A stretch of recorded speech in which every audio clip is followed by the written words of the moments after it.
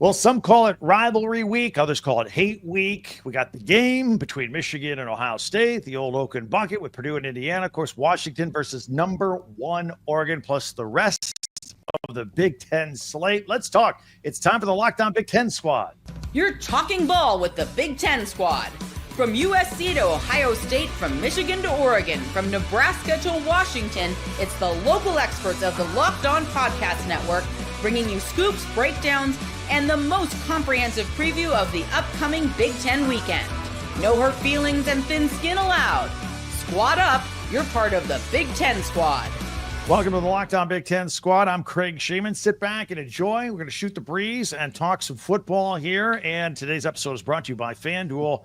You can start participating in the rest of the season right away. Don't wait for a big return on FanDuel. New customers can place a $5 bet, and you get started with $150 in bonus bets. If you win your first $5 bet, visit FanDuel.com to get started today. Let me introduce the squad today. We got Roman from Locked On Huskies, Zach from Locked On UCLA, other Zach from Locked On Nittany Lions, Spencer from the number 1 Locked On Ducks, and Jacob from Locked On Hoosiers. Where's Jay Stevens at Locked On Buckeyes? What is this all about? I say if he's not here, the win doesn't count. That's all I'm saying. He shouldn't be able to claim that he's not here. Let's vacate the win. It wouldn't be the first time in Columbus. Hey-o, Indiana could still be undefeated. We're still a playoff team. It's fine, but Jay Stevens can't even defend himself today because he knows his team still didn't play great, but they still beat us. There's no defending. The NCAA does love vacating wins, right, Zach Sako? We're not going to go there. We're not going to go there. Can we go to one person on this panel picked Ohio State to cover the spread? That was this guy right here. I'm taking that. I'm calling that my W for the week. The guy in the apartment above you, is that who you were pointing to? That's who it looked like you were pointing to, and that's how we all took it. 3 separate times. Let's not talk about the people that actually live above me. I really wanted Jay to explain himself and why Ryan Day and his little man complex had to run up the score with that last touchdown with 34 seconds ago. Ooh, be careful, Craig. I think I made every person in the state of Ohio really upset when I said that on Saturday. They're still coming after me, and we're almost a week removed from the game. So be careful what you wish for, man. They're kind of crazy over there. All right. People care about the state of Ohio? Well, no, Roman, not the state, just the Buckeyes. Did anybody else think it was quiet for that game? That the crowd, yes, nobody showed up for the Buckeyes? No, I did too. And then I saw something on Twitter that the TV messed it up. This was my view from the seats, and they played like loud audio. I thought that was a dead crowd. I mean, a dead crowd in the Big Ten. Interesting, isn't that, Roman? I was told that these are the biggest and best crowds in all of the land.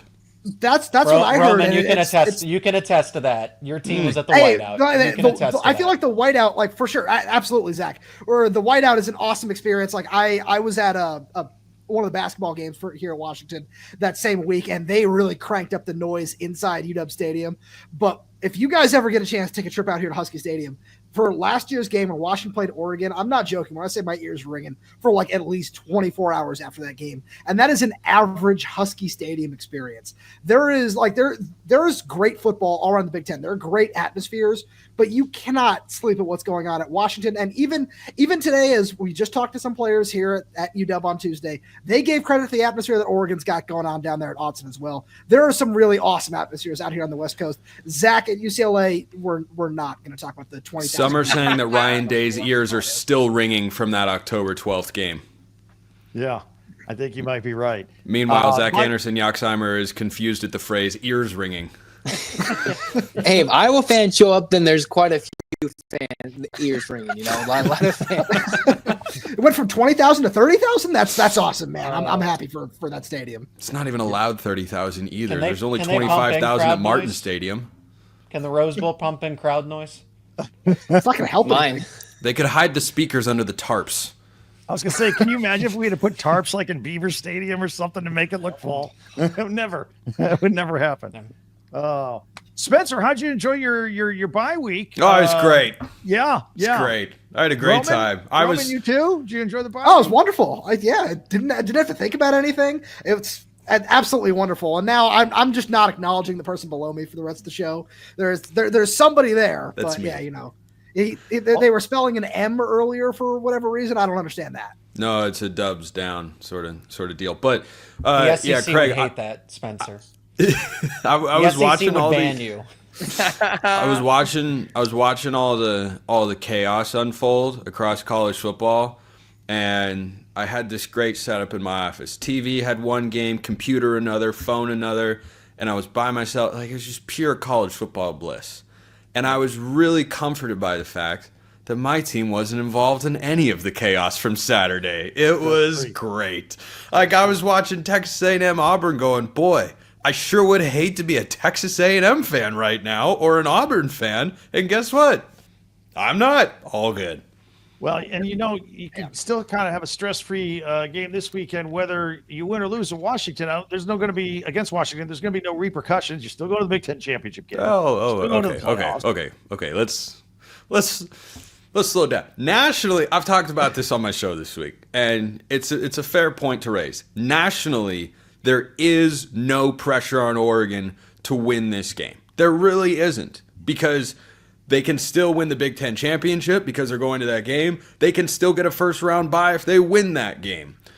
The only downside there as well, if they were to get upset by Washington, then lose to Ohio State, maybe they wouldn't get a home playoff game. Maybe it'd be a road playoff game instead. But that would be small potatoes on the minds of Oregon fans if they lose this football game. All the pressure is squarely on the Ducks, and Dan Lanning has got to beat whoever is coaching or playing for the team that wears that W on the side of their helmets. Dan Lanning's got to beat them this week. No ifs, ands, or buts about it. Roman? That person down there is absolutely right. You see that logo behind him? That O? That person? You mean that team out west? That one? No, we're not. That team down south. That's how many wins Dan Lanning has against Washington. And it's been wow, wonderful. That was clever. I've never heard that before. It's the same number now. No one's ever taken the Oregon O and translated it into a jab at Oregon fans. Oh boy, holy original get Batman! A win against Washington before he heads off to the NFL for the Chicago Bears. Oh, yeah. But I'm terrified. Yeah, look, Craig, Spencer's absolutely right. The pressure is on Oregon in this game. It's everything is shaping up for Washington to still be building and potentially be really good in 25. Love to see that. Looks like they could take a giant step forward with a lot of really nice young pieces. But right now, in a road game where you're potentially going to be starting a true freshman quarterback, where Jed Fish is not saying who the quarterback is going to be, we've made some assumptions over on Locked On Huskies. But if it is a true freshman quarterback and you lose to Oregon, that is what it is. But if you beat Oregon in that game on the road for the fourth straight win over Dan Lanning, yeah, the bragging rights are going to be very loud in the minds of every Duck. All right. Zach Sako, you guys, Penn State, close it out against Maryland. You got 10 wins. How nervous were you with the 1-point game against Minnesota this past weekend? I mean, honestly, at halftime, I was more confident in coming back down by 2 touchdowns against USC than I was in that game. Now, I thought they would still win, but my confidence meter was definitely I thought they would come back against USC. I was a little uneasy against Minnesota. But, hey, I will point out that 1 point, 3 points, 10 points, 100 points, they won. I can't say the same for those SEC teams. I bet it is an absolute mess over there for the SEC squad, because on 500 Florida, not even 500 Auburn, not even 500 Oklahoma, all won games against teams that are supposed to be playoff juggernauts, and they would win the Big Ten and everything else. So Penn State won. Can't say the same for any of Alabama, Ole Miss, and I'm blanking. Texas A&M. Any of those teams that were supposed to would dominate the Big Ten or any other conference if you take them out of the SEC. But whatever. Yeah. Yep. I don't know where the Big Ten bias came from. It's crazy how it just works out where we have all the top teams and they can't get out of their own way. What a crazy world. And they refuse to accept it from the people I talk to on a regular basis. Zach Anderson, UCLA, you had the tough game against USC. You close it out with Fresno. It's unfortunate you didn't get the USC game to try and stay bowl eligible. I thought there was a story going here with your 3 straight wins, maybe after a slow start getting into a bowl game. But your thoughts right now where the Bruins football program is? Well, it would have been a big statement for UCLA to take down USC and Lincoln Riley, right? Could have put them on an extremely hot seat. Instead, Deshaun Foster, they're still licking their wounds after a heartbreaking loss, but you got to break that Fresno State streak. This game is unreasonably just as important because you don't want to lose, a fourth straight game to Fresno State? That'd be bad. Yeah. Jacob, how many points are the Hoosiers going to beat 1-10 Purdue by? I hope 1 million. I hope a lot. They're so bad. Jacob, it's not going to be that close. Come on. Oh, yeah, you're right. Look, 2 million. It's always fun to appreciate that. Is that the first time you've picked us this year, Spencer? I think it might be. Oh, no, against UCLA. He chose. he probably yeah. picked him against Washington too. Yeah. Zach remembers, and against Washington, and against a bunch of other teams. I had you guys beating Western Illinois. I mean, come on. Wow, appreciate that, man. Appreciate that. No, it's always fun to play. Savant. Always fun to play Purdue. Always fun to beat Purdue. The fact that it was opened up as over a 4-touchdown favorite tells you all you need to know about who we are and who they are. I'm happy with where we are, even with the result against Ohio State. So, yeah, this game's in Bloomington. We'll win by 2 million, according to Spencer McLaughlin. I do have a question about the it's always fun to play Purdue. It's always fun to beat Purdue. Is it really fun to play your rival when you lose? I mean, it's been a few years. I think it's just fun to beat your rival, and that's kind of it. I was going to say, Spencer, you can attest to that as well as anybody. All right, Craig, next segment. He's got to go. Is this All where right, Spencer we'll leaves? see what these guys think Yeah, about probably. Michigan, Ohio State, and USC Notre Dame as the squad continues. Want to tell you about FanDuel. That's right. You can tackle the rest of the NFL season with FanDuel, America's #1 sportsbook, because right now new customers can bet $5 and get $150 in bonus bets if you win. The FanDuel Sportsbook app gives you everything you need to place live bets on the NFL all in one place. So when you get a hunch in the middle of the game, you could check out the latest stats right there. Check out some play-by-play, some scores right there where you put all your bets in. So just visit FanDuel.com and join today. You get started with $150 in bonus bets if you win your first $5 bet. That's at FanDuel.com. Never waste a hunch and make every moment more with FanDuel, an official sportsbook partner of the NFL. Back on the squad here. All right, Big He's Ten. still let's talk here? about it. Surprising. Spencer's still here? Yeah, that's right. I've got thick skin. Thick skin. No That's what thin the intro skin allowed. says. The intro told me. Steel. This is 3-inch reinforced steel right there. Valyrian steel? Obviously. How much plastic surgery? Only as much as Wolverine in the original X-Men movies. Okay. All right, nice segue. Speaking of the Wolverines, does anybody here think that they keep it close No. against Ohio State? 11 out of 10. Okay. I thought you were going to say win. I was like, all right, if we're going to go into absurd conversation, sure. Why not? Let's just go into any conversation possible. No, I actually do think Michigan is capable of keeping it close. That Ohio State offensive line is fine. I don't think it's bad, but you can't lose 2 starters and be the same caliber unit you were at the start of the year, or else those guys behind them would have been the starters to begin the season, obviously. So the Michigan defensive line is nasty. Davis Warren is a much improved quarterback. Colston Loveland is good. They still can't really throw the ball to a wide receiver on a play that isn't a screen pass, but could Michigan run the ball and kill the clock a little bit, keep it close? Sure. They could only lose, 31-10 or something. Okay. All right. Well, most of you guys' teams have played Michigan. That starts out. Roman, what do you thought? You think they can keep it close, or is this a blowout? No, I've got this as a blowout, and Spencer and I've had this discussion before. I take great issue with the statement Davis Warren is a massively improved quarterback. Like, first of all, it's hard to just improve from, or it's hard to get worse from the situation they were in earlier on in the He season. didn't get worse. Yeah, because it's impossible to get worse from where they were. On top of Yes. that, like you still can't throw the ball to a wide receiver. How are you going to say that's an improved passing game? These are just the little things I take issue with in that. Oh, he's got Colston Loveland.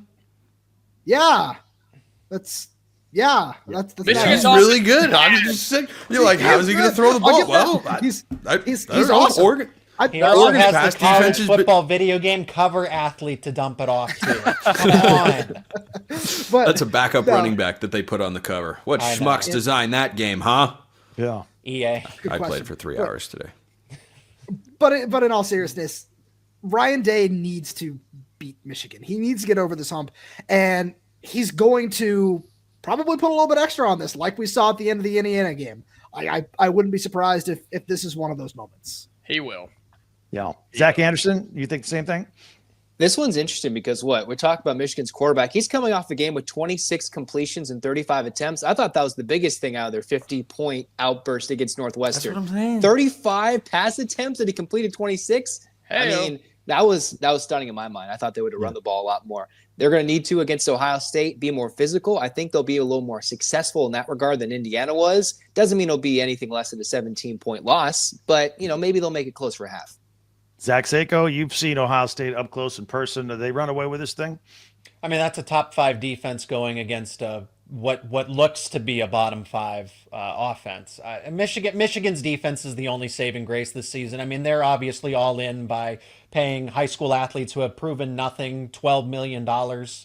So I also think that Ryan Day understands how far it will go if he wins by 28, 20, 35 points. Like this is a statement game for Ohio State just to get revenge. They can kick Michigan while they are down, and then maybe there's repercussions of the sanctions in the future, right? So Michigan seems invested in other places. Ohio State can definitely get some brownie points back by beating up on the Wolverines. I don't think it's close.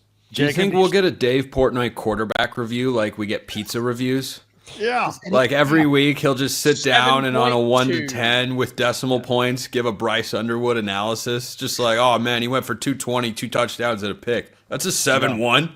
Just 7-1. Will he get let's NIL alienate boost, every like, other based player on on that? Michigan's roster. Like, oh my gosh. Will he Jacob, get what, what do you Roman? think? Indiana NIL beat boost. Michigan by 5. Ohio State ran He up the should. score of the Hoosiers, so it's hard to get a gauge. What do you think?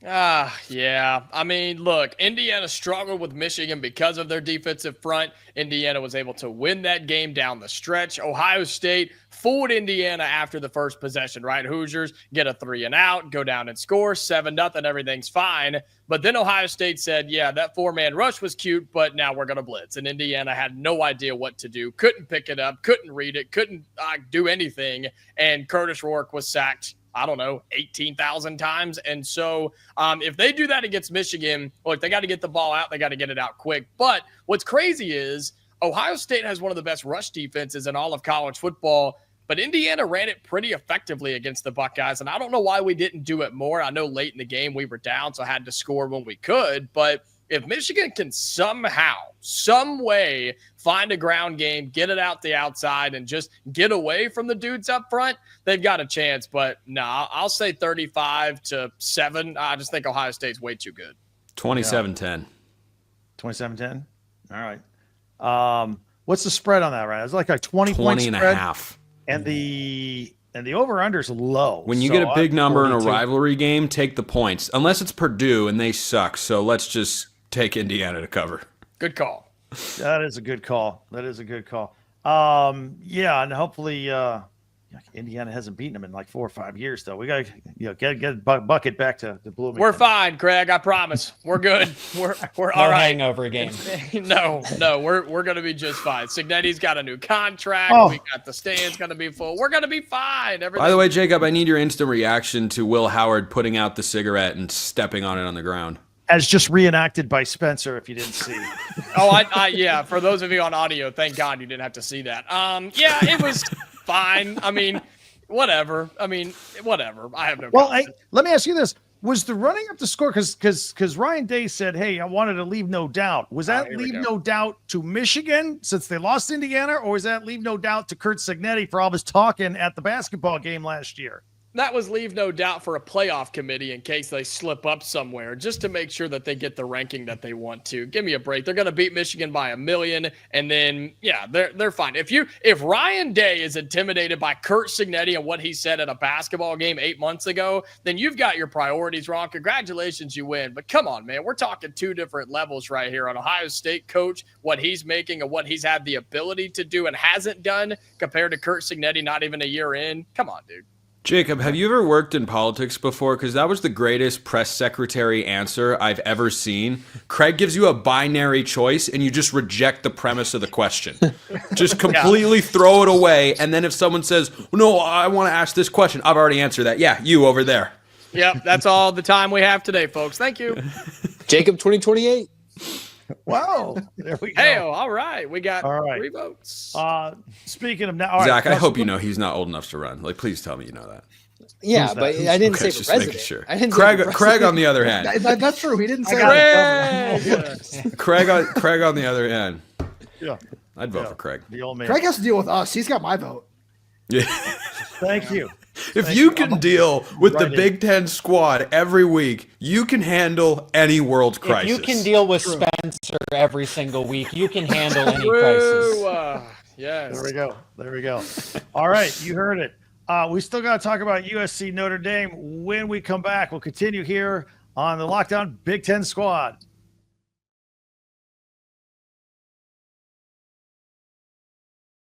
All right, final segment here on the Lockdown Big Ten Squad. Let's talk about. Yeah, get out of here, Roman. Nobody wants you here. Oh, did he bolt? He didn't even say goodbye. What happened? Wow. Yeah, he just left. Well, here's what happened: is we went to break and ran the little transition. He thought there was going to be a live read. He forgot there is no live read. Saw there wasn't, and then slid right out the back door.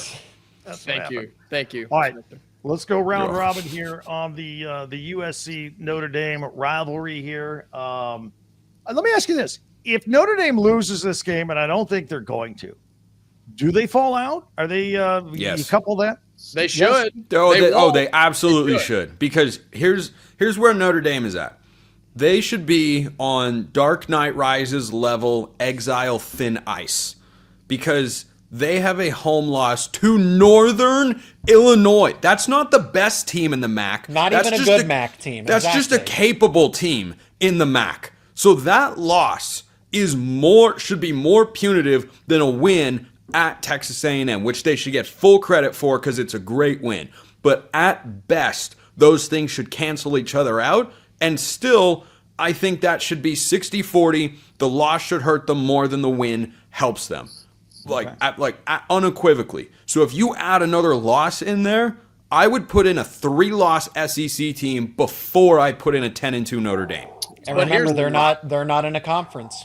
So. Correct. So they're not going to play a conference championship game, which means they're not going to be punished in any way. You're also not rewarded in any way. They're just going to sit at home. They're going to watch everybody else, and they'll say, yeah, put us in wherever. And do we really think that a capable Notre Dame team will ever be left out of the college football playoff? Come on, that logo, that brand, the money. No, they're never going to be left out unless they have 5 losses. They won't be, though. I agree with Spencer. I'm with Spencer. I think they should be. I think they should be penalized at some point. Maybe not this year, whatever. But they should get to the point where they get penalized and they go, hey, we got to get into a conference. That's what I'm tired of their little special rules. Yeah, I agree. I don't disagree. I'm just saying that if they go 11-1, fine. In the 12-team era, you get to make the playoff. In the 4-team era, we wouldn't have allowed for that, but we've expanded because it's better now, right? So I think that Notre Dame is on high upset alert this week. If you had a dog like the bomb sniffing ones they have at the airport, but you had an upset sniffing dog and it was just poking around, it would signal to its commanding officer, up over here. We got major upset alert. You've got Notre Dame traveling 2 time zones. USC's off a quote unquote road game that wasn't really a road game last week, so they haven't left Los Angeles in a few weeks' time. Jaden Maiava is playing all right, and Lincoln Riley needs a win to remind his fans that he's still capable of winning a decently big college football game, because I'm sorry, Zach Anderson-Yoxheimer, beating UCLA doesn't really count. Well, let me tell you, USC didn't look that much better either, so Notre Dame by 20. I can't take Lincoln Riley, though. I can't. I said it way back in the beginning, like, since when has he become a good coach? Like, his time at USC has just been And if you get a win over Notre Dame, sure. After the first season.